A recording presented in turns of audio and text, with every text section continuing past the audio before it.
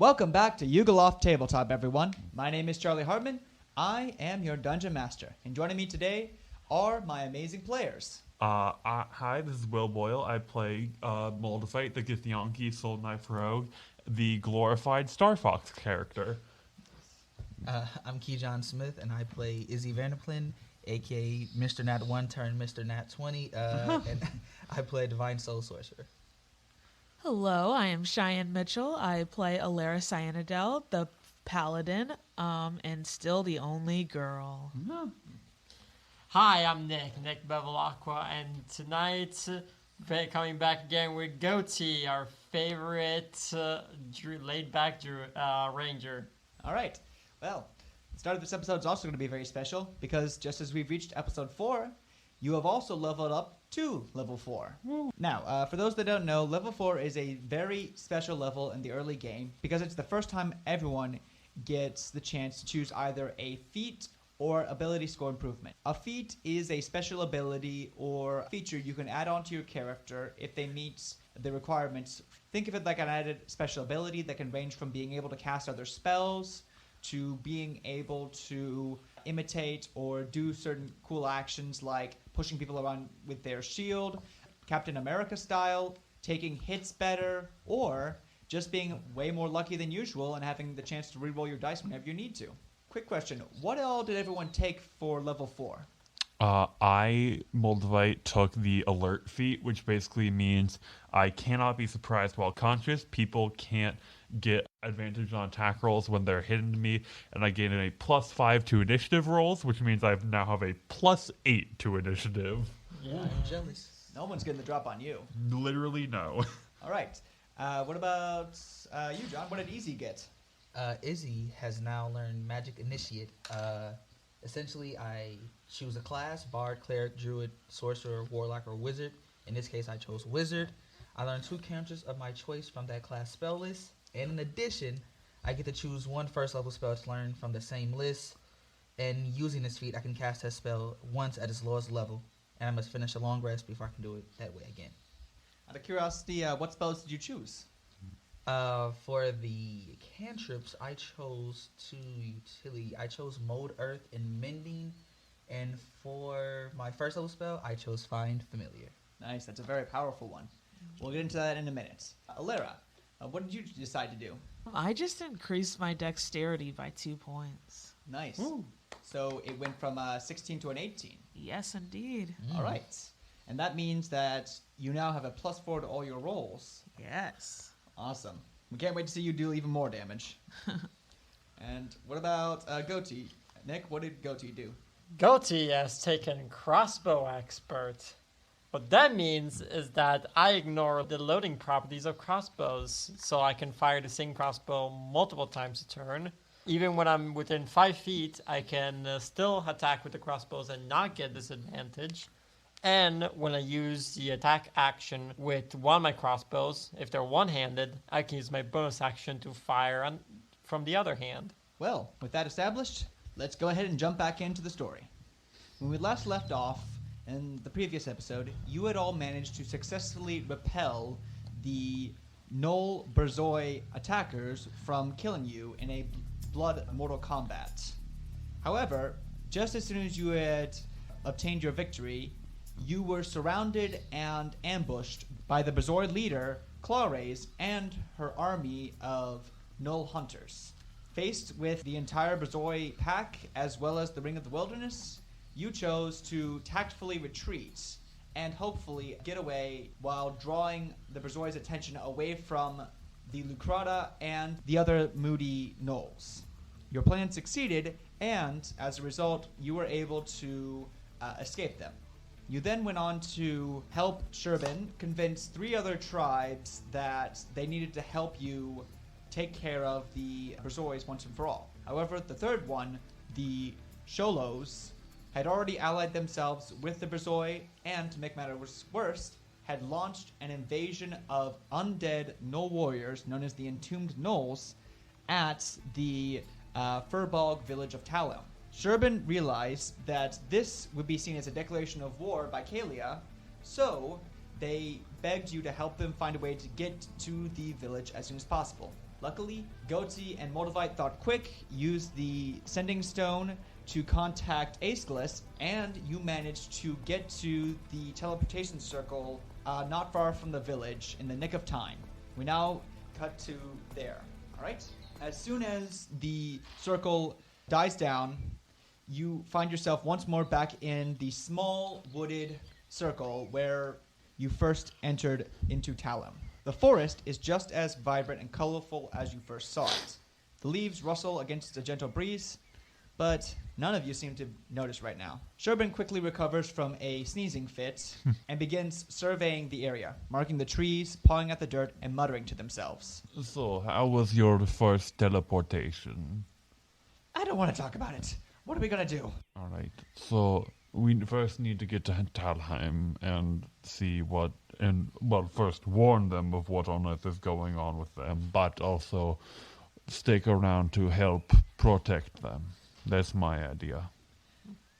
Do you think they'd be willing to evacuate? I mean, they had to give a very simple order to the entombed gnolls, so I'm willing to bet it was probably something along the lines of kill anyone who's in the village and destroy it. So, if we remove the villagers, they're just houses, right? Possibly. I don't know if the... Gonna be hard to do that. It's just trust is a little bit of an issue right now, and just telling them to get out of their own village that they've lived there now for a long time, it's not gonna really work out. We can try, but I feel like they would rather stick around and defend what they would see as their own land. All right. It was a long shot anyway. Really, I don't get property sometimes. It's not worth dying over, really, is it? To some people, yes. All right. That just leaves us with one option then. We're going to have to prepare for a siege. All right, Alright. let's do this. Siege time. Here's what I think we should happen. You four should definitely go in and tell them what's going on, and I'll come by in a few minutes and offer my expertise. All right? I know how the entombed gnolls operate. All right? So once they're ready to hear strategy, I can come in and explain what we need to do, and then we can start preparing. Are you sure? Because I feel like it's gonna be harder for them to trust you. Maybe we should all go together, talk with them. No. Not happening. The last thing the Furbergs want is to hear about an army of gnoll zombies attacking them from a gnoll. They'll trust you way before they trust me. We should probably try talking to the woman that we met last time we were here. Maybe she'll be the one most likely to listen to us. Possibly. Our first priority should be evacuating the elderly and the children. Yes. Okay. First, make sure no children get harmed. That is first prerogative. Definitely.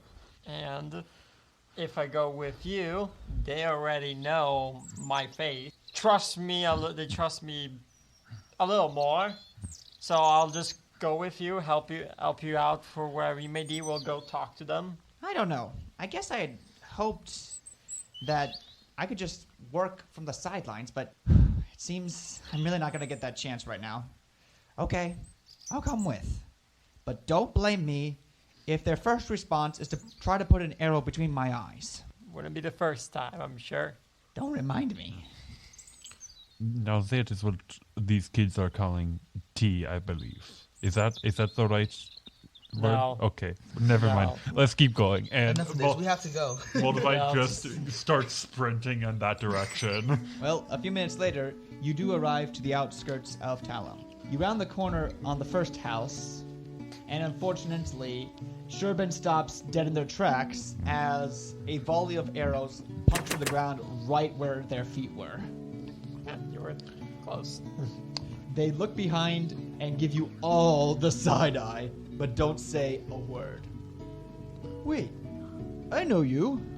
One of the furbolgs comes out from behind the trees and jumps down. He raises his visor to reveal one of the fisher bolgs you talked to 2 days ago. You're the nice folks investigating the Vanderplan attack. What are you doing out here with a gnoll? Long story short, there is a attack coming from your village. We came here to warn you and also help. At the mention of an attack, 24 more furbolgs, all armed and fully suited, step out of their camouflage platforms among the tree limbs and start looking down at all of you. They still have their bows, but they're not notched right now. The fisherbolg narrows their eyes. An attack? Really? Wait, it's actually happening. They're actually coming for us? Unfortunately, yes. But we are here to help. We believe it is a army of undead gnolls. I believe that they're called the Entombed. But do not worry, do not panic. All will be okay. We are here to help. I'm bad at public speaking, and I kind of just push Izzy in front of me. Izzy, you get pushed forward as Sherbet follows, but stays a little bit behind. You're better at public speaking than I am. You can say that again. He's better at public speaking than I am. What was I supposed to say that again? The fisherbolg shakes their head and firmly holds up their hand, saying, Sorry, no, I'm sorry, but I'm afraid we can't do that. In fact, I'm going to have to ask you to leave. You're throwing a lot at me right now, and I'm afraid we really can't be accepting visitors right now. We appreciate the gesture, but I think right now we're going to have to ask you to leave. Especially you, they say, pointing to the knoll. We appreciate you telling us this, but really, we're going to have to ask you to leave, please. No, we implore you to let us stay and help. We're not asking to be a visitor. We're asking to help stand and defend your home. We don't have to go inside. Just ensure that you get your youth and children out of the way, please. Okay. You do that, all right? Meantime, we'll stay here. Sorry, what's your name exactly? He says, pointing to Sherbin. It's Sherbin. Okay, Sherbin. I'm gonna have to ask you to please go, all right? No, I'm here to help, all right? Please, is there someone I can talk to who can give us some more answers, or I can get a better understanding of the village layout to protect it? No, please, just go, all right? You've done more than enough. Please just leave. Can I whisper and certain what did you do to make them so hostile towards you to this degree? Roll stealth. Oh shoot. Let's see. Okay, please. Never mind. 10. All right, unfortunately, you're not stealthy at all, so the fisherbolg hears this and says, What did they do? What didn't they do? The past 3 years, we've been trying to rebuild our homes and villages, and you gnolls have done nothing but harass us, target us, sift your wild animals on us, and destroy our crops. We are trying to raise our families. At this, Sherbin steps forward and says, Yeah, well, so are we. And frankly, I understand why you're doing what you're doing, but at the end of the day, what you're doing is hurting nature. Hurting nature? We are preserving it. Preserving or changing it. The two start to square up with each other, but as this happens, all the other furbolgs start pulling out arrows. Sherbin backs up and says, Look, that's not important, okay? They hand their stuff over to you, Izzy, and raise their hands. I know you all have no reason to trust me. We haven't seen eye to eye in a long time, and frankly, you probably have a good reason for that. All right? The furbolgs don't move. But right now, I don't care about any of that, because in 2 hours, that pack of undead gnolls are going to descend on this village and rip you all to shreds. Everyone pulls back on their bows.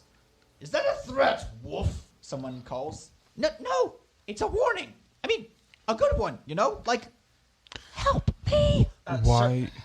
Why would we have reason to lie to you about this? We came here seeking help before, and now we are returning the favor of warning you ahead of time and offering help in your time of need. Listen, I know the gnolls haven't exactly been nice to you guys. I know we don't know the full story, but right now we do know this story, and right now there's a very real threat on the way, and we need to be prepared and stop arguing. Okay. Izzy or Moldavite, one of you roll persuasion with advantage. Yes, Izzy's gonna roll. Yeah, I'm gonna let you roll that. Yeah. Because I have a 10 to persuasion. Did you roll nat 20? No. A 7?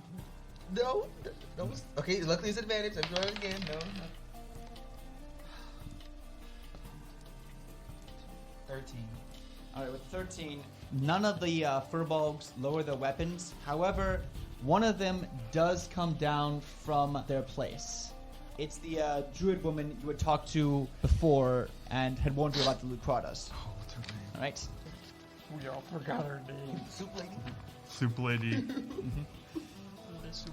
Le soup. Alright. She walks up to you, but unlike when you first met her, the warmth in her eyes have vanished. If this attack is real, why would you tell us? She asked Sherbin. An order of this magnitude could only come from a pack leader. Telling us about this attack would violate the rule of the pack. A grave sin for gnolls, is it not? Sherbin lowers their gaze. It is. The order did indeed come from our pack lordess. However, I will never follow her orders. Not when they break so many others. Sherbin steps forward towards the druid lady. In a sudden movement, they drop down in front of her. The archers take this as a threat and start opening fire, but nothing connects. Sherbin remains unscathed, kneeling before the druid as she protects both of them with a wind wall. The Berzoi have taken the hunt from us and replaced it with tyranny. We do not want this war, yet we were forced into it.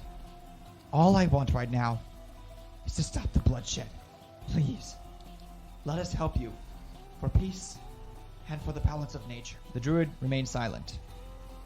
She kneels down to Sherbin's level, raises their head, looks them in the eye, and then kisses them on the forehead. What is coming? And how do we prepare for it? She asks. Both of them rise as the rest of the furbolgs lower their bows. We're going to need help, Sherbin says. The warriors were the best of the best, and we can't afford to face them on our own. How quickly can you get word to Kalia and get reinforcements? The druid looks back towards the furbolgs. Everyone shakes their heads. Not quick enough, she says. You'll have to make do with us. Fine. Fine. I have a few ideas that might work. What about you four? They point back to you all. Any ideas? Okay, just for everybody, a quick explanation of how this is going to work. In game, you all have roughly 2 hours to prepare for this attack on the village of Talhelm.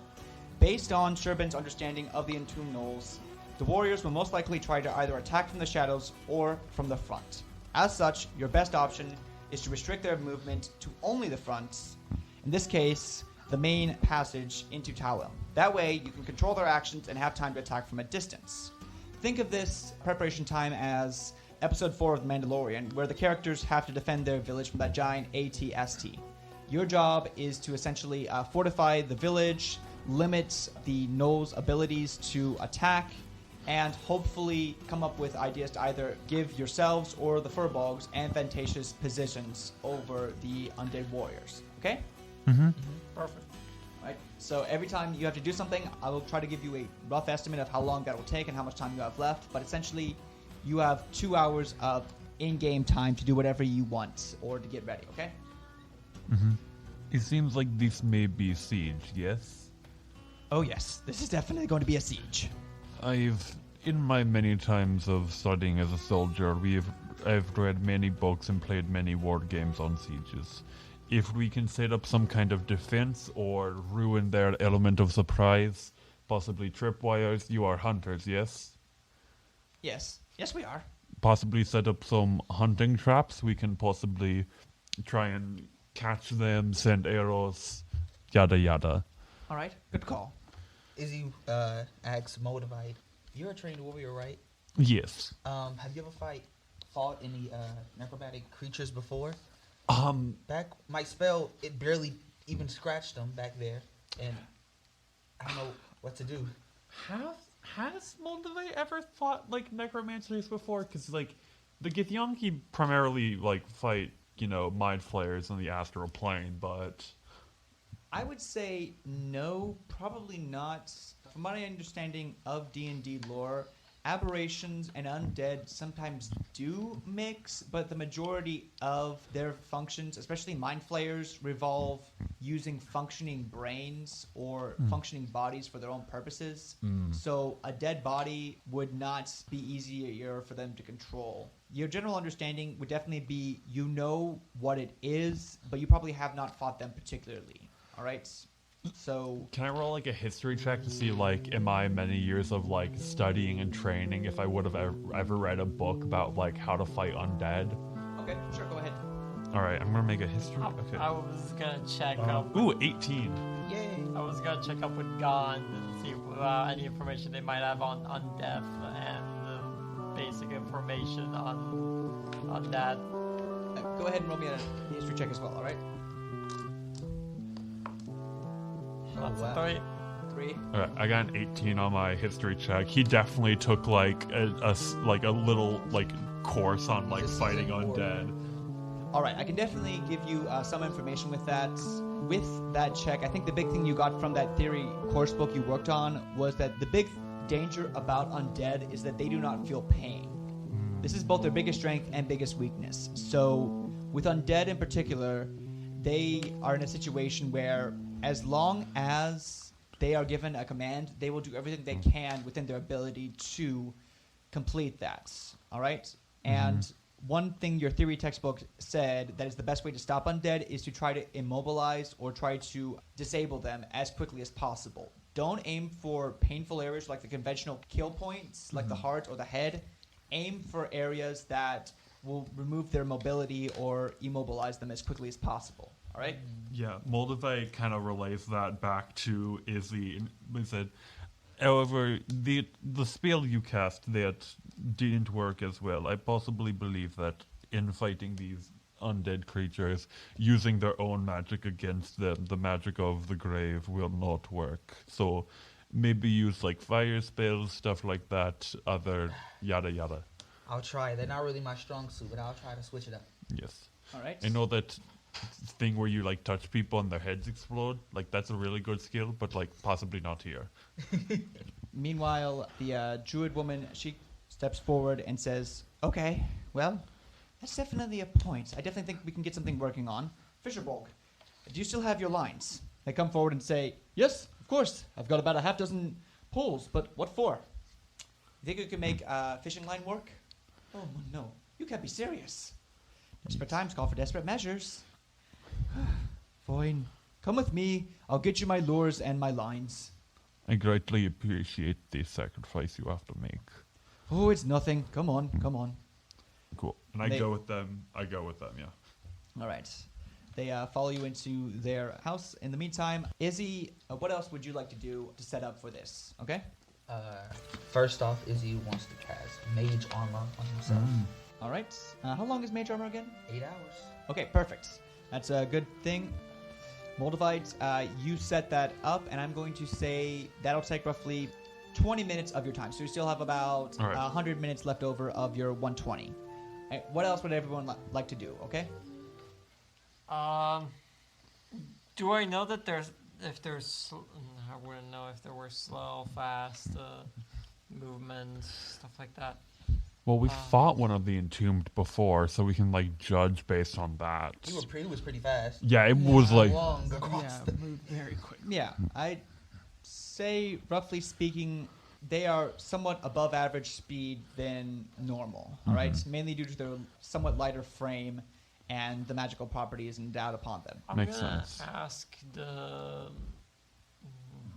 druid if you wouldn't happen to have anything that's sticky or anything that we can put on the ground to kind of make him stick to it.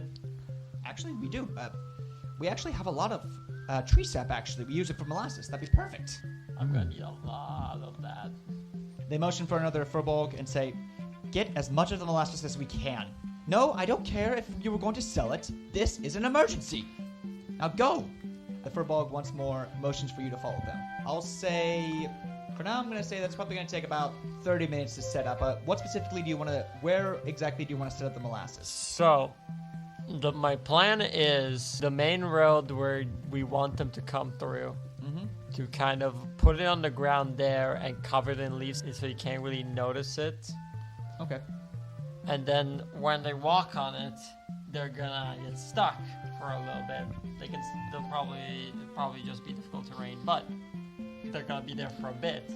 Okay. Then we get a fire arrow. Gotcha. Because tree sap is flammable. Nice. I like that. Oh. I actually like that. Okay, here's what I'm going to say. It's going to take about 40 minutes of your time to get this all set up, but I am going to go ahead and mark on the map where exactly this tree sap is going to be on, okay? Perfect. This line is going to represent the tree sap. It only goes up to about this far for a specific reason. As Sherbin, they're not going to take their turn, and they're going to ask Izzy, hey, can I borrow you for a little bit? Yeah, sure. Perfect. Do you know anything about moving earth or dirt? Well, yeah, I know a little thing or two about it. Perfect. I'm going to need your help with that. They take you up past the points and start casting the spell Mold Earth on the ground. What the spell does is that it allows a spellcaster to move a 5-foot cube of dirt or loose earth 5 feet away, all right? And they can use it as many times as they want to move it. And doing this, Sherbin is going to go ahead and create a small trench with your help, Izzy, and dig up a 10-foot deep, 15-foot wide, and 30-foot across trench. I'm going to go ahead and mark out in the map. All right. This is going to be the rough size of the trench, okay? All right. Anything within this brown box is 10 foot deep, okay? Okay. I Now. want to have Izzy asking Sherbin a question. Yep, go ahead. Sherbin, how do we know exactly that the entombed nose will come down this exact path? It's a whole perimeter around the city. Why are we mainly focused on the main road? Or do they take the forest or the round back or on the sides? That is a possibility. However, despite what everyone thinks, gnolls never back down from an open challenge, regardless of the dangers. If you give them an obstacle to overcome, more often than not, they will try to do exactly that to prove to themselves and to their enemies. We have to take that in account and try to make sure that they think that this is a challenge. We can then use that to our advantage, all right? Mm-hmm. They then start looking around for additional items and see a group of furbolgs carrying logs. Hey! They motion for the furbolgs. Hey, what are you doing with those logs? Oh, this is firewood. We were going to put it away. Less flammable stuff to work on. No. I have a better idea. Can you whittle those into stakes? We can. Perfect. Make as many of those as you can and get back to me in an hour. I have an idea. So again, that took about 20 minutes of your time, Izzy. Alara, what would you like to do? Where are the families and children at this point? Have they been moved or no? Not quite, but I will say that you will be able to go ahead and move up and take care of that right now if you'd like, okay? Sure. You find them currently gathered around the lake houses, okay? Okay. They all seem somewhat worried, but they are definitely well right now, okay? So what exactly do you say to get them to leave? Or what do you say to them? Do I have to roll a persuasion first? No. So Alara says, to be honest, guys, your lives are kind of in danger, so we really do need to go. Like, I'm going to keep it real with you right now. All right. They look at you and say, we know that. But where exactly are we planning on having us go? Huh. You see, on the walk over here, I didn't think that far. Yeah. Well, now I'm going to have to ask you to roll a persuasion check. 13. All right, with 13, at first the adults are a bit skeptical of you, but then one of the kids comes up and says, there's the fields. I think there's a small dugout we can go to. Do you think that'll work? Oh, well, that'll have to work, kid. The adults kind of look to themselves and say, fine, that'll work. And they start gathering everybody up and move out. So the village has been cleared out for now. I'm going to say that takes about 10 minutes for you to do, helping everybody find the dugouts. Okay? By the time you're making it back, Moldavite, you have managed to get all the supplies from the Fisherbolg, who Right. is starting to help you set up and take care of your traps. Where exactly do you want them to be set up? I want these traps set up on the way So basically, like, as they're running too, they're getting, like, the hunting traps kind of like if they have, like, bear traps or just kind of cow traps, just have them be, like, running over them as they are charging to us. All right. Set some up. I take it along the molasses as well as the Yeah. perimeter of the southern side of the village as well. I'm gonna set like a couple like bear traps on like the kind of molasses trail and set cow traps on like the perimeter as like a defense basis. Gotcha. All right. Because like Moldavite, first of all, secure the perimeter and also like make it an irresistible target. Perfect. Okay. I'll go ahead and draw that in quickly. The line on the screen is going to be the perimeter you set up of various warning signs Yeah. and various perimeter defenses so you don't get flanked. And then there is the traps themselves, which are along the molasses path. All right. As this is going on... Going full Home Alone. Nice. All right. Well, Goatee, you're continuing to put down the molasses. You start as far away from the village as you can go, and then just slowly work your way back. I'm going to have to ask you to also make me a stealth check now to see if you can try to hide the molasses or maybe even hide the traps as well, okay? Hide the traps in the molasses. Yeah. You cover say them up with stealth? these. Yeah, stealth. Dirty 20. All right, that's going to be good enough that the traps themselves won't be noticed by the entombed gnolls, and instead they will not notice them unless they get a high DC 20 stealth check, okay? I mean perception. As this is happening, Alera, as you make it back to the group, one of the furbolgs looks up to you and says, "Wait, I thought you were gathering the children. Where are they?" Okay, so get this. We found a pit, and we put them there. "Oh, the pitfalls." They slap their head. "Why didn't we think of that? Perfect. Matter of fact, I'm going to go double check on them. But meantime, they hand you a key. Here, just in case. You can find some stuff in my house. It's the one to the top. Go ahead. Pass them around to everyone, including your friends." And they rush off to help guide everyone and find a few more pit traps. You open up their house, which is unlocked, and find a small chest across from the doorway. Time to loot them. Well, that wouldn't be nice. Well, you don't find any loot, but you do find 4 potions of healing.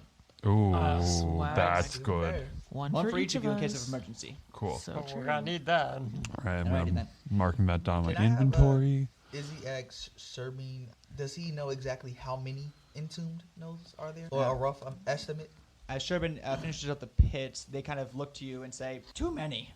I'm not sure, but it's too many." How many is, you say 10? 15? I'm 20? definitely less than 20, but one is still too many. I'm sorry. You got lucky with that last one, but these are not normal fighters. Hopefully the traps do what they're intended and it doesn't get out of hand. I don't want the whole village to burn down in this fight. Neither do I. That's why we have to make sure this pit is good and make sure we're ready. But as long as we think like them, we should be able to beat them. Understand? Thankfully, this pit will help out with everything. Around this time, one of the furbolgs with the logs comes back, holding a couple of small stakes. "I have these for you. Is this what you wanted?" Sherbin takes a look at them, tests them out with their finger, and says, "Perfect." Without hesitation, they take the logs and then jump into the pit and start setting them down one by one in the pit itself.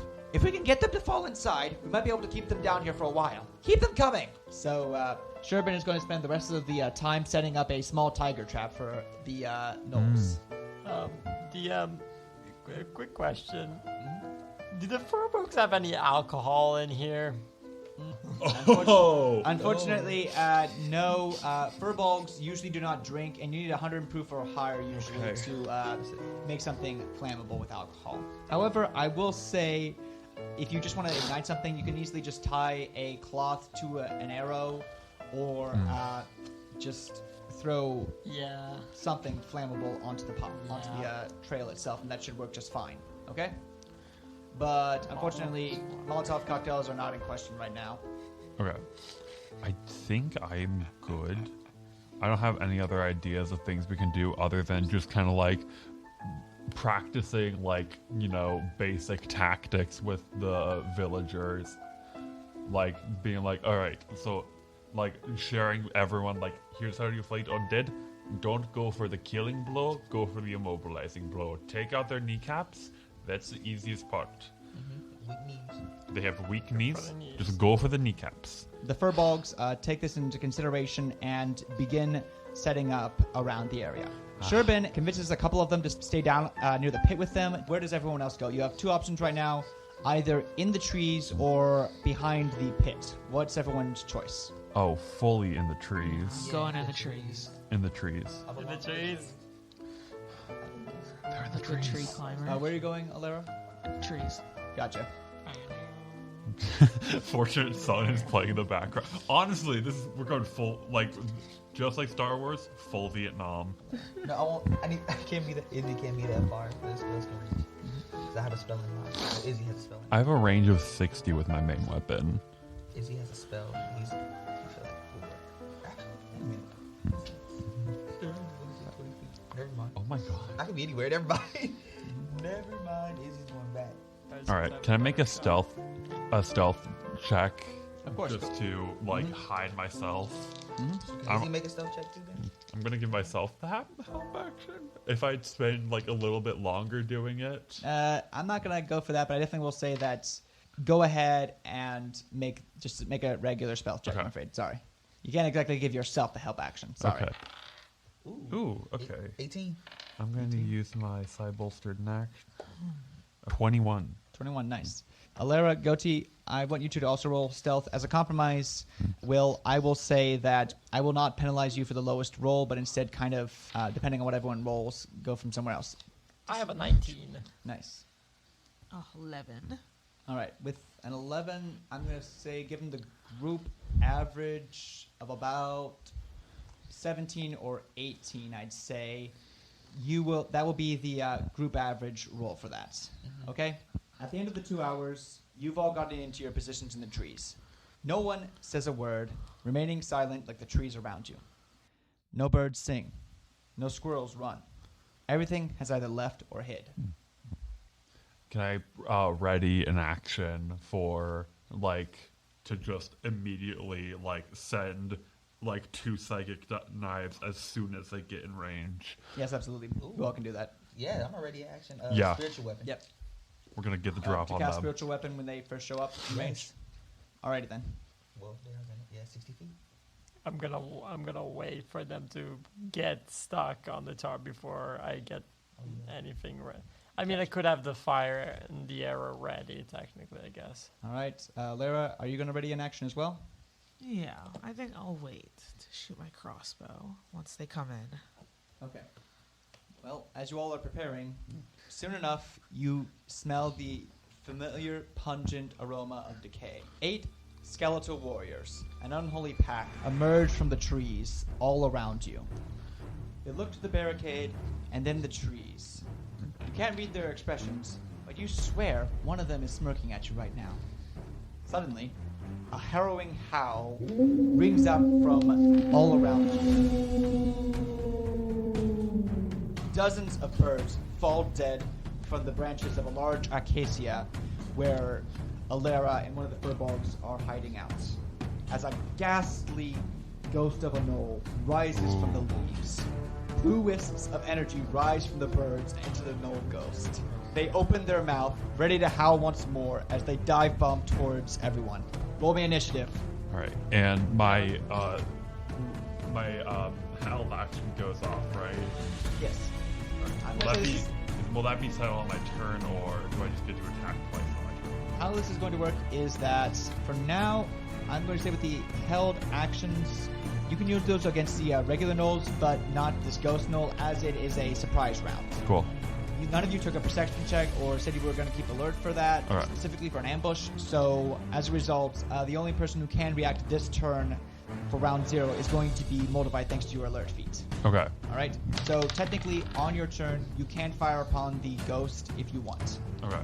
I got an 18. All right? 17. 17. What's your dexterity bonus again? +2. +2. Got it.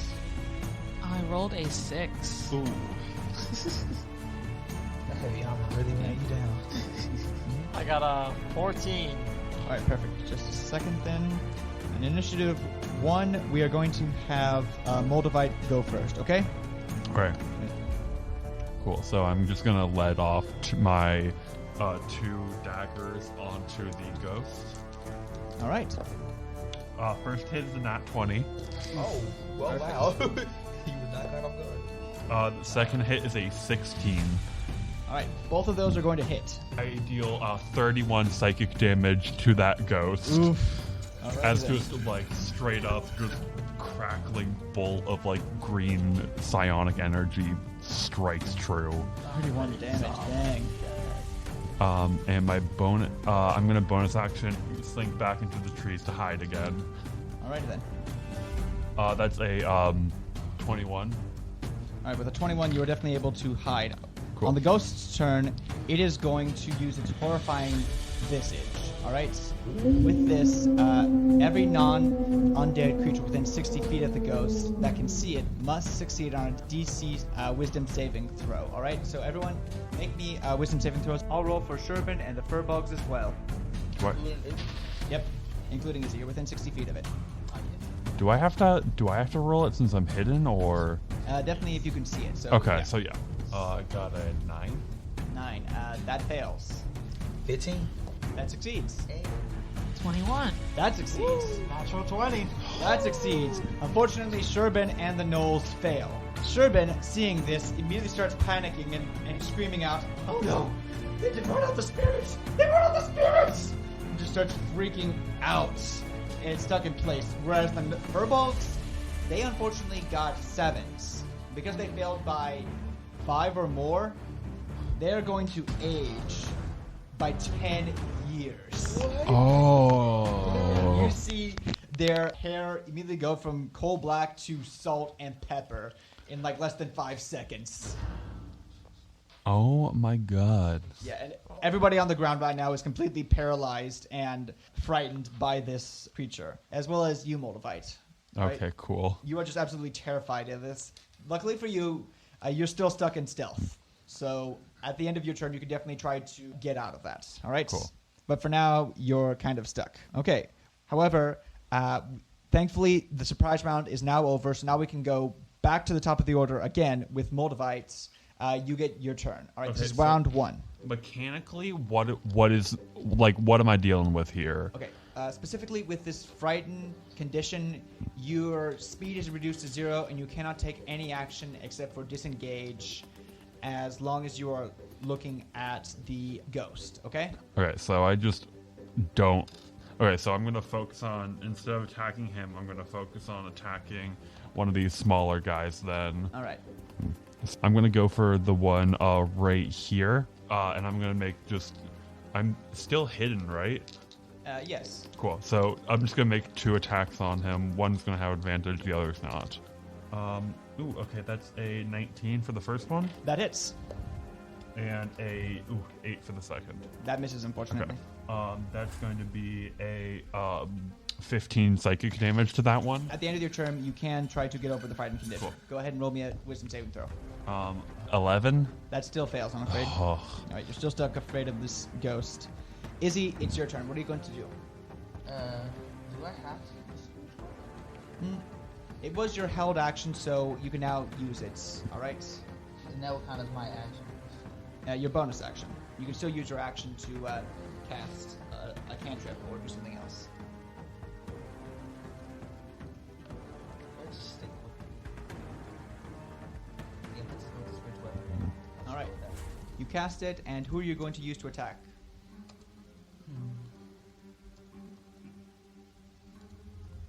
Wait, if I were to twin spell spiritual weapon, would that be like 2 spiritual operations?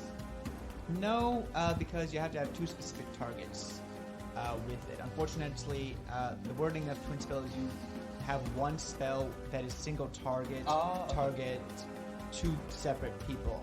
The wording of spiritual weapon is that it is simply something you summon and then you can change its target every turn.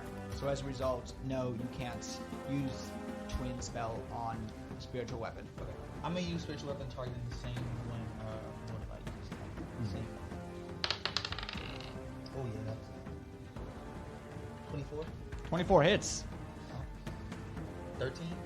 13 points damage. Nice. Force damage, yeah. All right. They take the full brunt of it then. With that, you are definitely able to knock off its head and start to do some serious damage to its spine. Ooh. And I want the sword to take the form of my mother's sword this time. Nice. Alrighty then. It'll be right there next to the nose. Perfect.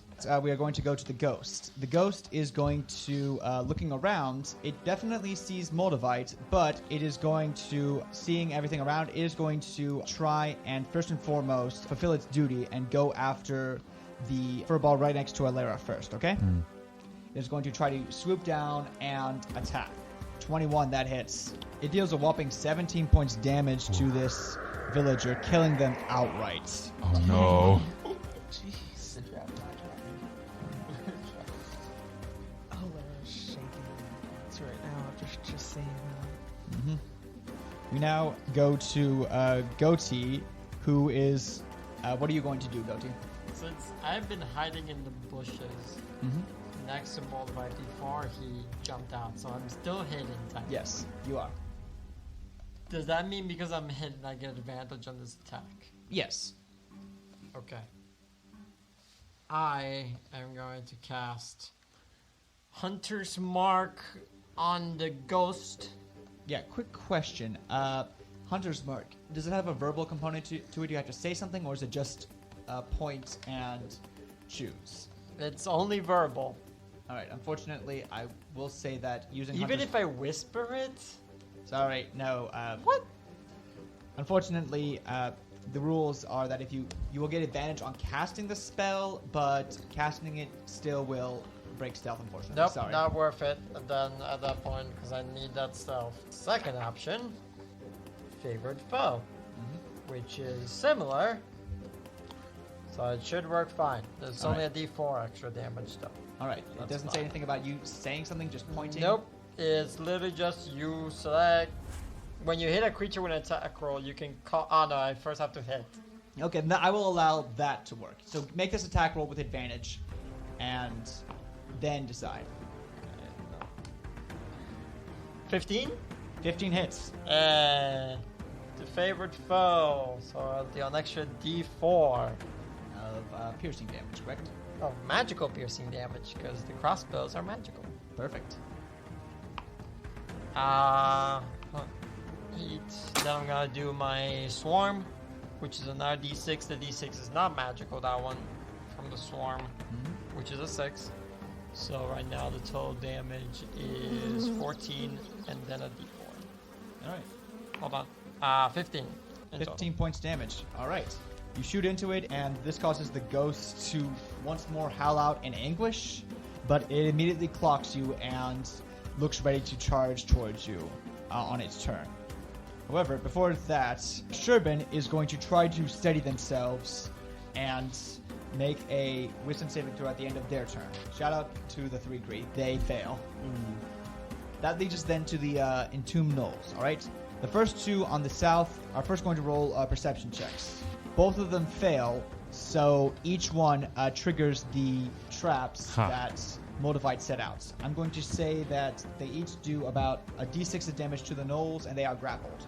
For now. I rolled 2 6s. Oh. The remaining Entombed Knolls are going to... The 3 to the east, they are going to all pull out javelins and start throwing them towards Moldavite and Goatee.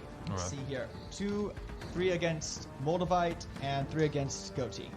11, an 8, and a 16 for Moldavite. 1 hits. Alright, a 16. You take 8 points damage. Oh, jeez. Next 3 for Goatee. That is a 14, a 17, and a 16. 2 will hit. Alright. That is unfortunately going to be 18 points damage. 18. Yep. Okay. And then the Spam, final spam. 3, they are going to try to jump the pit and get across to attack the Furbolgs and Sherbin. However, thanks to your sap trail, they are going to make this athletics check with disadvantage. Alright? First one, nat 1, falls into the pit. They are going to take 1d6 of falling damage and another d6 thanks to the tiger pit, which is 6 points damage, rounded down to 3. Knoll number 2, they are going to try to jump the pit as well. That is going to be a 9, which is also going to fail. So they are going to fall into the pit as well, taking 5 points, rounded down to 2. That leaves number 3. Let's see here. They actually do succeed and manage to jump across the pit with a 14. But since they use their action to make the jump, they won't be doing anything this turn right now. We now go on to the villagers. After that first attack, a lot of them are still going to be scared, but I'm going to roll to see if they get out of their frightened state.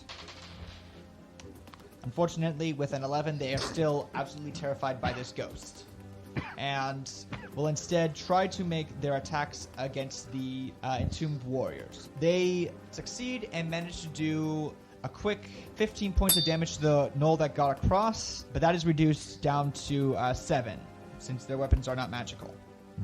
Alera, you're rounding us out. What would you like to do? I'm still in a tree. So I think I'm going to shoot my crossbow at the nearest creature. Okay, right now the ghost is about 20 feet up in the air, and the knolls are about 10 feet down. So one of the grappled entombed knolls would be your best bet. Yeah, I'll do one of the knolls below me. Does she get advantage on the attack because they're grappled, or? No, that would be restrained, not grappled. They're just stuck in place.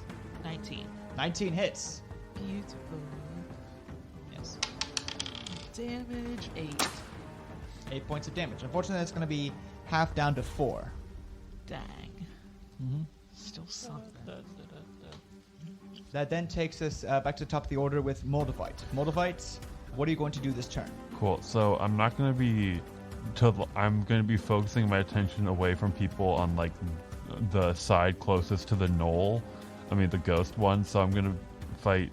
I'm going to make an aim for this kind of like Muppet Man of knolls, all in the line. I'm going to go for like the one at the top of it, if that makes sense. All right. Cool. So steady aim. I kind of steady focus and go to attack him. That's a 25. That still hits. That's going to be 11 damage to him. That ends my turn. I'm going to try and overcome this frightened condition. Oh, finally, 16. You are no longer frightened of the ghost. Through steadying his aim, he also steadies his breathing and focuses and kind of taunts the ghost. No, it's like, is that the best you can do? Izzy, it's your turn. Okay, where's the knoll at that me and Morty attack? Is that the one trapped in the pit? No, it's still down south. It's the first one in the order? Yep. Oh, so he's the one we've been attacking. No, I mean the one we've been attacking this whole time. Yeah, that's the same one. Oh, dang, he's still kicking. Unfortunately, you definitely have gotten rid of one of his arms, but he still has the other. I'm aiming for his legs this time. All right. I'm using spiritual weapon bonus action first to move that and attack with that Perfect. against that same knoll. That's 18? 18 hits. 14 damage, of course. Finish them. Oh yes, I'm gonna slice his head, arms, and punch him right in the chest. All right. And finish him below. Like a samurai anime sword slash. Yeah. You slice through him multiple times, and as a result, Mortal Kombat style, explode into a pile of debris and bones. Now this is where the crazy stuff happens. I'm gonna cast Guiding Bolt as a second level, and I'm gonna twin spell that. Nice. Oh. Who are you targeting? I'm gonna target the ghost, and I'll say the second knoll that was in that. Actually, I'll target the knoll that's closest to me, that the one that made it across the pit. Okay, good call. Oh, nat 20. Oof. All right, it hits. All right, I'm gonna see if I hit the knoll or do damage first. Roll to see if you hit the knoll first. Okay. That's a 11. That misses, I'm afraid. Sorry. Oh. All right, I so want to use. Can I use Serve of the Gods? go ahead. Yeah, because I'm gonna hit him. 15. 15 definitely hits now. Whew, yes. Okay. Alright. So the first one, it would have been 5d6, and now it's 10d6. Mm-hmm. That's 34 radiant damage to the ghost. You absolutely eviscerate this ghost, causing it to explode and send fragments of uneaten souls scattered across the lands. Gross. Oh my god. Yes. Yeah, ectoplasm rains down on poor Alara. Oh, ugh. Ew. Alright, now let me roll for the null. That's 11 radiant damage. All right, with 11 points damage, they are still standing, but they are definitely missing a few ribs now. And the next attack against him has advantage. All right, perfect. That takes us then to Goatee. What are you going to do, Goatee? Okay, with activating the tar, sunning ablaze, would that count as an action? I would say yes, that would count as an action. Okay. Given the fact that the 2 entombed gnolls are trapped and grappled, I'd say that they would automatically fail the dexterity saving throw. Okay. And the tar does not extend to the pit. No. It's just, okay. So it's either I do those or... Yeah, I'm going to do that. I'm going to get the fire and just fire it off. All right. That. All right, in that case, I'm going to say roll me a d6 of damage for this turn. At the end of each of your turns, roll fire damage for the gnolls. 3. 3 points damage to the 2 trapped gnolls. Got it. That takes us then to Sherbin, who, seeing the ghost gone, is no longer frightened. And looking around, they are going to proactively think, and they are going to try to position themselves and push the entombed gnoll currently in front of them into the pit. I'm going to roll contested athletics checks. Sherbin got a nat 20. Oh! They push the gnoll into the pit, and that entombed gnoll is going to take 2 points damage, unfortunately. They land on their butt. They land on their tailbone. That then takes us to the gnolls themselves, all right? All 3 within the pit are going to try to get out. They're going to roll athletics checks to see what happens. First one succeeds. Second one succeeds. Third one succeeds. They all scramble out. They rolled a 12, a 15, and an 18. That leads us then to the 2 trapped entombed gnolls. They are going to try to use their action to get out of these traps. One succeeds, the other fails, and they're going to use their movement to get ready to get out of the fire trap. That leaves the remaining 2 entombed gnolls, who are going to take up partial cover behind the house on the map, and they are going to just simply pick off and use all 4 of their attacks to take out one of the gnolls in the trees. Oof. They hit all 4 times, and sadly, eviscerate him. Mm. Right. You mean the furball in the tree? Yep, furball in the tree, sorry. Oof. Poor guy. Well, We are losing a lot of men. You're not doing much, two people. to be honest. Right now. That takes us to the villagers themselves. With 2 of their numbers lost, they are not able to do as much damage. Unfortunately, it also means that their morale is also getting compromised, and they are struggling to do any real damage to these entombed gnolls that made it across the pit. They are holding their own. Sherbin is going to try to rally them, saying, keep the line! Keep the line! As long as they're here, we get them back at the pit, we can do this! Alara, it's your turn. Okay, I have a bless spell. It says you bless up to 3 creatures of your choice within range. Whenever a target makes an attack roll or a saving throw before the spell ends, the target can roll a d4 and add the number rolled to the attack roll or saving throw.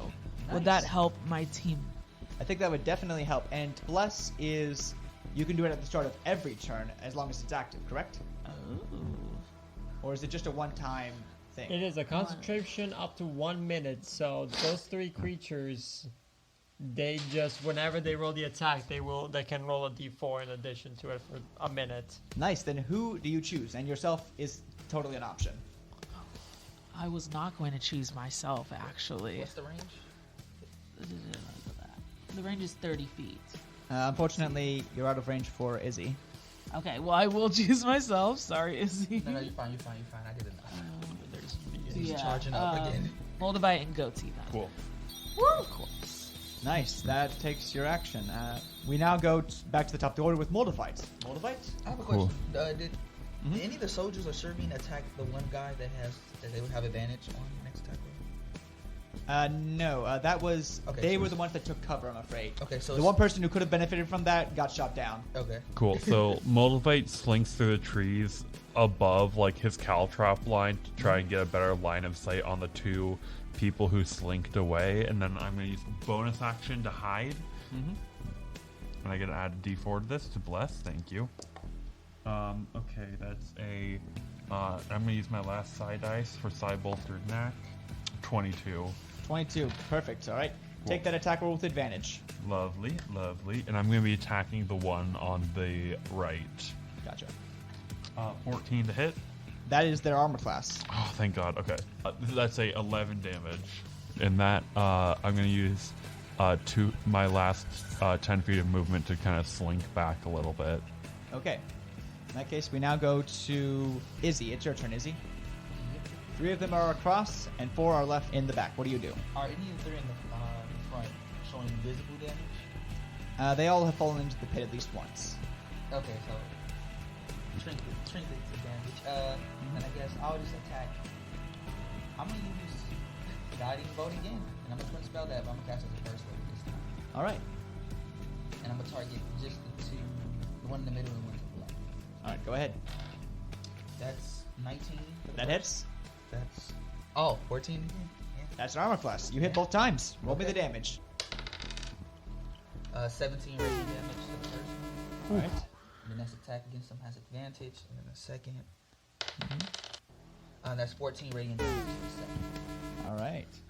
And then for my bonus action, I'm gonna move the spiritual weapon and I'll move it to Sherbine them, and I'll attack the one that the one in the middle, the second one I hit. I'll Alright. attack the middle. Perfect. Roll the attack roll.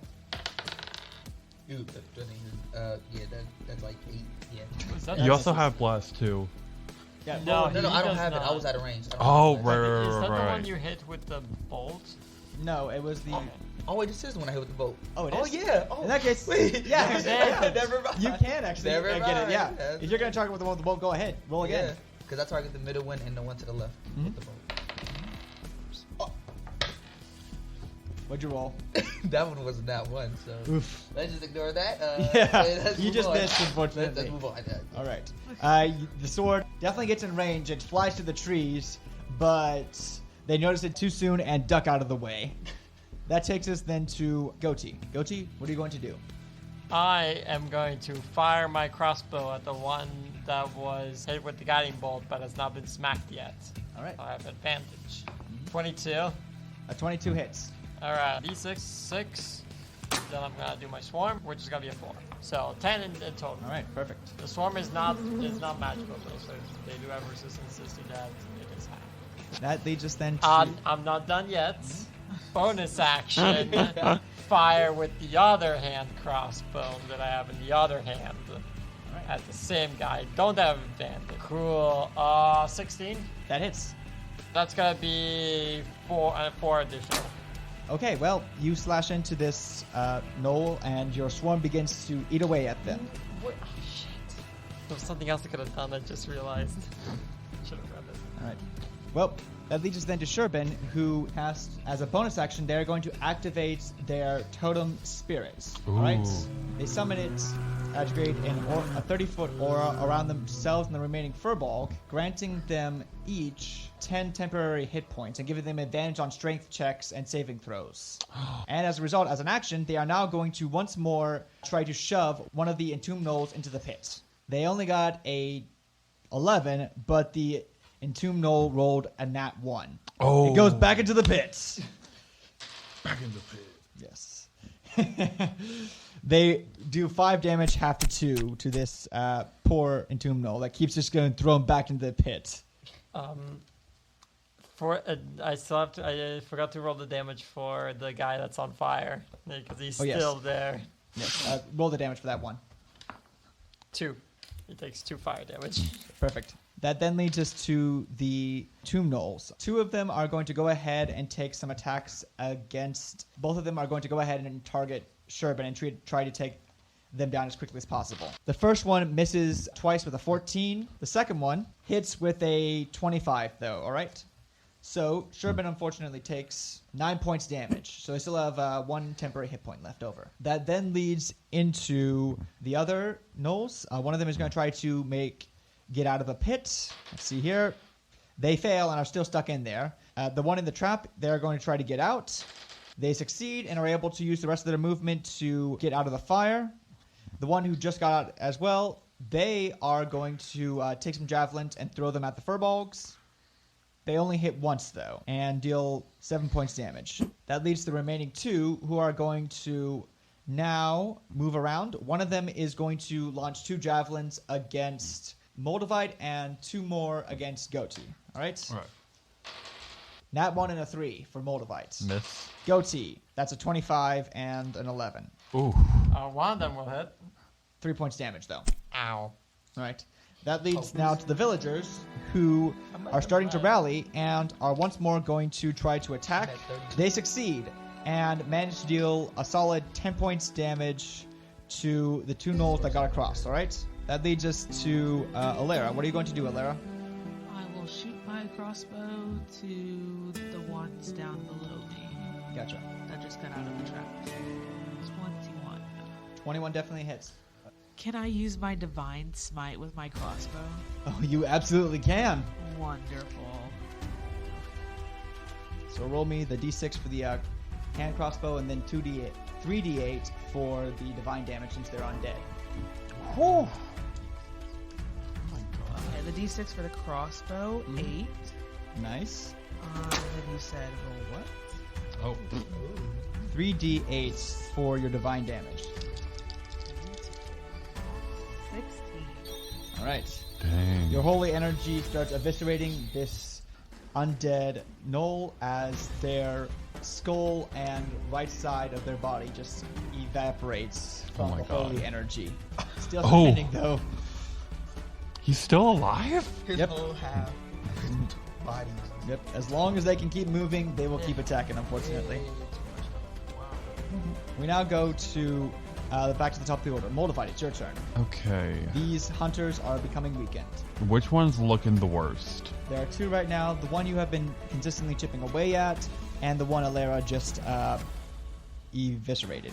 Cool. I go for the one Alera just eviscerated. I'm gonna be real. I can just hit any of them because my range is 60 feet with my. So I'm gonna bonus action steady aim, and attack with advantage. Ooh, yeah. That's a. I'm just gonna roll bless for fun. Does a 27 hit? That definitely hits. I deal 10 damage to the one Alera just hit. That's just enough to take it out. You strike it down on its pelvis and cause the entire structure to crumble. Gotcha. That leads us then to Izzy. Izzy, you still got 2 that got across and one in the pit. What do you want to do? Alright, Izzy's frustrated with the missed last time with spiritual weapon, so let's start with that. I'm gonna attack the one that I've hit and make it. Alright. So, yeah, I'm gonna attack that one. Gotcha. With a spiritual weapon first. He's gonna miss again. That's 11. 11 misses on a fade. Yep. Alright. Out of frustration, he's gonna cast Guiding Bolt and Twin Spell it again. Alright. Yep. Go ahead and roll me the attack rolls for those 2. Oh. What was that? That was a 11. No good, that one. Ooh, that's 23. for That second. hits. That's 12 radiant damage to the one. Alright, perfect. That's enough to take it out. Alright. That's another one gone. As they bite the dust from holy energy. We are Izzy is slowly sweating. chipping through. Izzy is sweating. He's used so much magical power. He's sweating. Oh. That then leads us to Goatee. Goatee? I am getting low on health. So I'm gonna say screw it, we're going in. I'm going to back away slightly more into the trees. Then I'm gonna fire on the one that is closest to Sherbin and the Furbog, as they're kind of trying to push him back. I'm gonna fire my crossbow at them. Getting a 17. That hits. Going for 4 damage, and then I want them to make me a strength saving throw, or they're gonna be pushed 15 feet in any direction I choose. Alright. That is a nat 1. That's gonna fail. Back into the pit with you, in the farthest away from them, still in the pit. Gotcha. I want them to take a bit to get out. Alright, perfect. That's going to deal an extra 2d6 of damage. Oh. That's going to be 6 points of damage, half to 3. And how much damage did you do? 4. Perfect. So that's going to be 7 points of damage on your turn. And then bonus action fire from the other crossbow. All right. 22. 22 hits. Who are you targeting specifically? The one that is... Because if I target the one that just fell into the pit, I would have disadvantage, wouldn't I? Yeah, you would be able to see them clearly. I'm going to attack this one, the one that is close to Alira. That is to the left, I guess, of her. So it's only gonna be 3 points of piercing damage. All right, good. All right. That then leads us to Sherbin, who is going to look up towards you in surprise, say to themselves, "I didn't realize you could do that." And then noticing your fritzing, they are going to use a 3rd level spell and cast Healing Word on you. That is going to be 12 points damage. 12 points healing. Sorry, they're going to heal you for 12 points. Sorry. This is Sherbin's Pixar villain, evil reveal. That would have actually knocked me unconscious if it was damage. Oh my god. All right. Well, you regain 12 hit points. Yep, that takes us now to the Entombed Gnolls. The remaining 5. First 2 are going to try to get out of the pit. 1 succeeds, 1 fails. The remaining 3, here's what's going to happen. 2 of them are now going to start throwing javelins at Alera. Only one of them hits, but it's a nat 20. Oh. I'm one of them potions on you. You do have all the Get potions, and you're probably going to need them because they deal 22 points damage. Oh my god. Oh my god. How you looking, Alera? So, I'm at 16 hit Oh. points. You have the potions, and you also have your abilities. But now we're going to go towards the final Gnoll, who is actually going to make a stealth check. They got a 16, all right? And they are stealthed for now.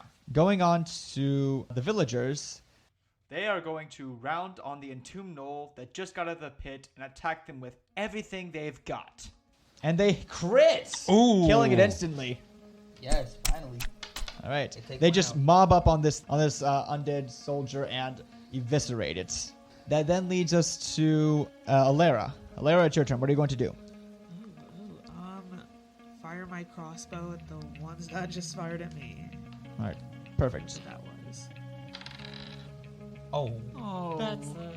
you're bleeding out. You can't do anything. You're bleeding. Oh. Yeah. You rolled a nat 1. Yeah. Unfortunately, that misses. And I forgot to mention, since you got hit by that one attack, the good news is you only have to make 1 Constitution saving throw, but it has to be an 11 or higher. Oh, So roll a roll a d20 and add your Constitution modifier for it. 17. Okay, you're able to keep blessed up for everyone. That's the good Thank news. God. All right, that then leads us to the top of the order with Moldifites. Can I free action look for the one that just stealth? No, and I say this because if I allowed that, they would also have the same for you. Okay, that makes sense. So for now, I will, however, let you take a held action for No, if they reveal themselves or get caught. I'm gonna go for the one that's straight ahead of me in the pit. Okay. Actually, you'll have to move in to be able to see them towards the edge of the trees to hit Perfect. them because they aren't directly in your line of sight right now. They're Alright. 10 feet below ground right now. But I'm in the trees, so I have the height advantage with that. I'm looking down on them. Okay, well, Okay, well, if I'm gonna be rolling with disadvantage, then never mind. I'm gonna go for this gnoll then. okay. That works better, sorry.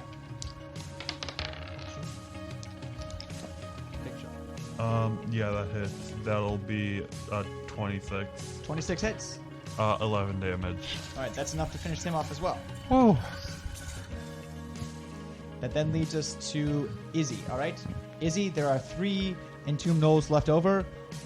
1 in the pit, 1 to the south, and 1 you can't see. What do you do? If I were to attack with my spiritual weapon in the pit, would that be with disadvantage? Unfortunately, yes. You're a little too far away to get close enough to the pit to see in it right now.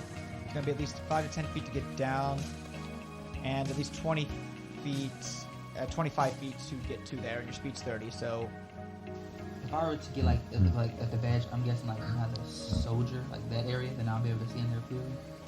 Like at the very, very top of Yeah, actually, yeah, you should be good. So you should be able to make it. All right. Actually, too, I'll move. Ooh, I have to save him all that tree over here. Well, if you don't move, you'll have to roll with disadvantage. No, I'm saying if I attack somebody else, I don't have to attack that one. She's gonna fit up handle it, cause my spiritual weapon can make it to the other one. Mhm. Yeah, I'll attack the one down south with the spiritual weapon first. Okay, perfect. Go ahead. That spiritual weapon ain't hidden. That's a nat one. Ooh. That Sorry. ain't- I've been just flinging it around. It's not been training with Yep. a sword. Yep. You have been neglecting your sword duties, unfortunately. But I'm gonna cast Guiding Bolt as a second level, targeting the one down south. Gotcha. Go ahead. Okay, that's 19. That hits. That's 13 radiant damage. That's enough to take him out. That leaves only 2. All right. We're And we getting now there. go to Goatee. Goatee, you realize that one of them is hiding, but you're not sure where they are right now. But you also have the one in the pits, okay? Now, when the guy rolled stealth, what did he roll? They rolled a 16. That is my passive perception. Oh, in that case, you actually can see them. Sorry. I am going to.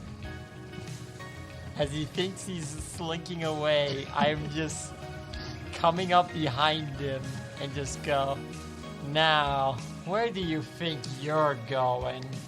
And I'm gonna cast Hunter's Mark on him. I've not cast that yet. All right. And then I am going to fire my crossbow at him. That is going to be an 18. That hits. Cool. 7 plus. I am gonna have the swarm try and push him towards me. So the strength saving throw. All right, gotcha. And then I'll roll the extra damage. They failed. Okay, so they're gonna be 15 feet towards me. And I'm gonna... Actually, can I try and drop him onto the caltrop, near caltrops? Like, No, but I can say that you can try to get them into the tripwire. that works. All right. You throw them into the tripwire, and as a result, I'm going to have them now make a dexterity saving throw to not get trapped in that. They, fortunately, recover quickly and are not restrained by it.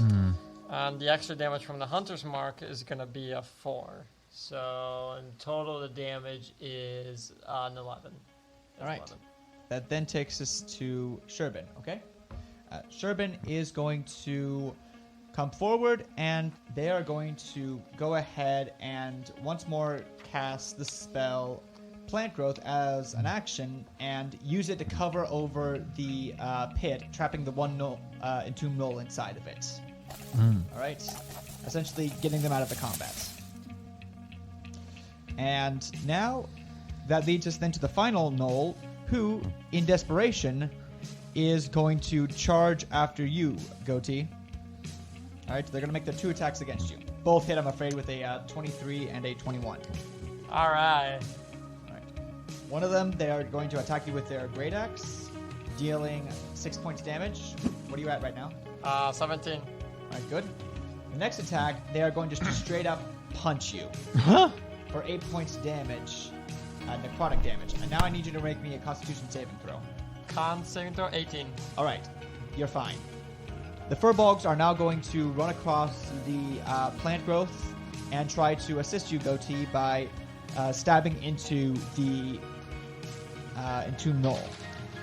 However, with a 7, they keep missing every time, as their attacks are repeatedly blocked by the entombed knoll. Alright, this leads us to Alara. I think I'm going to... Can I run over to them? Yeah, I'll say at this point the fire has definitely died down. Beautiful, beautiful. Okay, I'm gonna go over to the crowd there. And can I cast my Divine Favor? Ooh. That's... read me the description of Divine Favor, okay? Your prayer empowers you with divine radiance. Concentrating on blood. Can I do that by now? Yeah, The last one. Divine Favor is concentration as well, correct? Yes. Okay, so in order to activate Divine Favor, you would have to give up on Bless. I'm still doing bless? Yeah, it's for a Damn. minute. How long has it been? 10 yeah, 10 turns. 10 full Oh. cycles. Yeah. Okay. You're only just done slowing it plus down up. at a snail's pace. In real life, this battle is like Okay, so then with bless, I still have the D4 if I hit. Okay. So then I'm just gonna use my rapier. Perfect. Take your shot. 18. That hits. Beautiful. 10 for damage. All right. How do you finish off this gnoll? I will take my rapier and I will slash its head clean off. All right. As soon as you do, and it falls, the furbolgs all begin hugging one another, and you in celebration. They hoist you up on their shoulders, Alera, and begin chanting, Alera, Alera, Alera, Alera, and begin moving you towards the village center. Moldavite, fully having been in the trees that whole combat, jumps down, kind of peeks up a little bit of the underbrush, and just fires so many times at that last one, making sure it's dead. All right. Perfect. Killing that last one. All right. All right, we are done with that. I want Izzy to. He's very tired. It's taking any damage, but he used a lot of his magic powers. He's gonna just jump down from the tree and like hold himself against the tree. He's sweating a lot. He's very drained. Before I leave the corpse, I'm gonna pick up its skull, and because I am very hurt right now, I'm kind of pissed because my kill has just been stolen from me. I'm just gonna grab the skull and I'm just gonna crush it. Well, in my before hand. you do, Sherbin grabs your arm and says, "Please don't. That's my ancestor." Forgive me, and I just let it go. All right, they take it from you and begin collecting the rest of the bones around the battlefield. Everyone did a good job.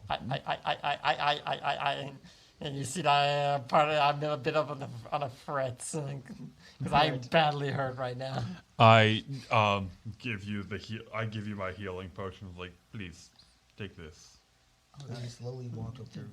With that, as you all move past, the druid actually steps in, followed by the rest of the villagers as they begin celebrating with their loved ones. She pushes past all of you towards Sherbin and notices them continuing to collect the remains. Need a hand. Sherbin looks over to the druid and says, "Thank you." Together they continue collecting all the skeletons and then bury and consecrate them. "They would have wanted to be buried where they fell," Sherbin says. "Fitting. Now that they're taken care of, where do we go from here?" Sherbin pauses. I don't know. I can't begin to face up for what we Moody have done, much less the Berzoi. But I gave my word. We will. The druid smiles. I'm happy to hear that. Hopefully, we can discuss this with your leaders when you take us to them. Sherbin shakes their head. No, you're not coming with us. The druid looks puzzled as you all return back to talk with Sherbin. All right. I would like to say, first of all, a phenomenal victory as a party. We all worked together quite well. That bless very much came in handy, so thank you. Sherbin, what's next? Yeah, the Fisherbolg demands. Tell us where the Berzoi are. It's time we end this once and for all. Sherbin once more shakes their head. Not happening. This is not your fight. The Furbolg begin stepping forward, some actively shouting that Sherbin doesn't know what they're talking about, but once more the druid elder silences them. We're going to need an explanation, Sherbin, she says. I don't know what you count as not being our fight, but having our home invaded by a bunch of skeletons counts as our fight for us. Why don't you want us getting involved in this? Sherbin takes a moment to think and then explains, because at the end of the day, this goes beyond just who was attacked and who wasn't. This deals with the balance of nature. And if we are going to find that balance again, we need to be able to know that we can do it without outside assistance. Please, this is for us. If we can't solve our own problems without help, then we don't deserve to be the guardians of the wilderness. The Furbolgs take a moment to think about this before the druid says, all right, then what would you have us do? For starters, you definitely need to alert everyone else in Kalia. This probably won't be the first attack the Bazoran are going to launch, so we need to be prepared for more of them. That way, in the worst case scenario that we fail, hopefully you'll be ready for any more attacks that come and will be able to respond to them in turn. Alright, the druid says, but I think I might be able to do one more thing for you. She motions for Alera and Goti to step forward. Alright, two of you do. I have something that two of you might actually find useful in this war. She motions for you all to follow her as they go back to her house. Alright? I kind of look over at Izzy and I'm like, are we, as they say in my homeland, chopped giant hamster liver? I want Izzy to still be. I want Izzy to be half asleep the entire time. He's very tired. And Moldavite just kind of like gently stands outside, looking a little bit grumpy that he's not getting any loot. Izzy's leaning against the wall still. I'm gonna come out here with fresh drip. As you go inside her house, she opens up two chests and gives Alera and Goti the following. For Alera, she gives you a suit made out of petrified Guayacan tree bark. This is life plate armor, specifically splint life plate armor. The bark is a special type of magical substance that is hard as iron, but is lightweight and flexible thanks to its composition and magical tinkering. This armor does not have a strength requirement to it, meaning that you can go back to your original 30 feet while wearing it. Also, you don't suffer disadvantage on stealth checks while you use it. Finally, since it is splint mail, it bumps your armor class up from 18 to 19. Ooh. Oh my god. The druid then takes out a pair of enchanted scythes and hands them over to Goti. Goti, these are moon sickles, a +1 magical weapon that glows in moonlight. While holding it, you get a bonus to your attack and damage rolls equal to its rarity, which in this case is a +1, as well as a +1 bonus to your spell attack and saving throws as well, for all of your druid and ranger spells. Huh. Finally, you can use it as a spell casting focus for any spell you make, and whenever you use a spell to restore hit points, you can add a d4 to that hit point restoring, provided you are still holding the sickle. Okay, that's the big part. There we go. Yep. And the damage is that of a normal sickle? Yes. The +1. Yep, which is 1d4 plus 1. Alright? But you can dual wield them. So it's two of them. I'm going to say it's flavored as two of them, but it counts as one since they're light. So you can use them twice, I guess. No, because I was just gonna have the sickle in one hand and crossbow in the other. That could work as well. That is an option as well. Alright? Although I'm not going to have you keep track of which hand is each. Alright? I'll say that over the course of a long rest, you can definitely integrate it into your body. Alright? Perfect. I hope these will help the two of you. I wish I could give more to all of you, but unfortunately, I don't think we have much more that can be of assistance. Can I have one apple? They smile and say, yes, absolutely. Perfect. And they actually hand you a apple that has been enchanted with the Goodberry spell.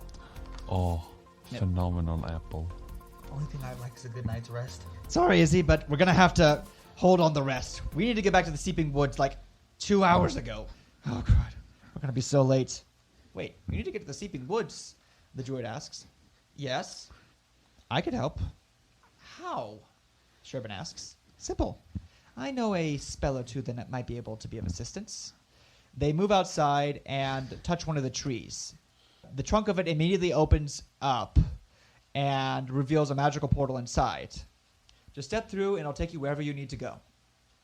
Phenomenal. Sherbin looks at this and then back to you and says, well, back through the portals, and steps through. All right, the rest of you, do you all move forward as well? I go through the portal, and I gotta say, back to the portal, amazing episode title. All right. Well, as you all go through, the furbolgs all chant good luck to you as the druid looks to each of you and says, Godspeed. I know you'll protect us all. And as you each slowly, one by one, go through, you find yourselves literally being engulfed and then spat out by the tree trunks in one point and out the other. And that's where we will end our session. Woo! All right? Perfect. Thank you for listening. Hey everyone, it's your Dungeon Master Charlie, here again to wrap up the episode. As always, I'd like to start off by giving a quick shout out to Ball State University, Dr. Thompson, and Mr. Seitz for once more letting us use their equipment and space to record our episodes. I'd also like to give a quick shout out to Dr. Joe Tien over at Michigan State University as one of my main inspirations for composing for this podcast.